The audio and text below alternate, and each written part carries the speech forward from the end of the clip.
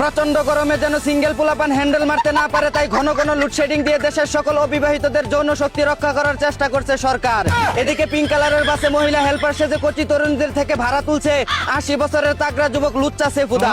অন্যদিকে রংপুরের চিড়িয়াখানায় ঘুরতে গিয়ে চিপায় বসে গার্লফ্রেন্ডের ফিটার থেকে গিটার মারার সময় পুলিশের হাতে আটক হলো একদল বাঙ্গির নাতি। এদিকে ক্ষেতের আলু বিক্রি করার জন্য দোকানের সামনে নিজের আলু ঝাঁকিয়ে ভোজপুরি গানে নাচানাচি করে কাস্টমার খুঁজছে এক ভারতীয় মাতারি। অন্যদিকে জয়নুল আবেদিন পার্কের গেটে এক লাঙ্গের সাথে দেখা করতে গিয়ে বাকি 15 লাঙ্গের হাতে কট খেয়ে গেল এক 16 ভাতারি। ভাইরে ভাই, এটা মাইয়া নাকি সুপারস্টারের মাল্টিপ্লাগ।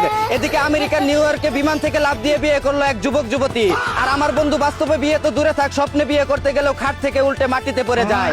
অন্যদিকে আজ বিশ্ব মশা দিবস। পান থেকে চুন খসতে স্বামীর কানের গোড়ায় মশার মতো ঘ্যান ঘ্যান প্যান প্যান করে আপুদের জানাই বিশ্ব মশা দিবসের শুভেচ্ছা।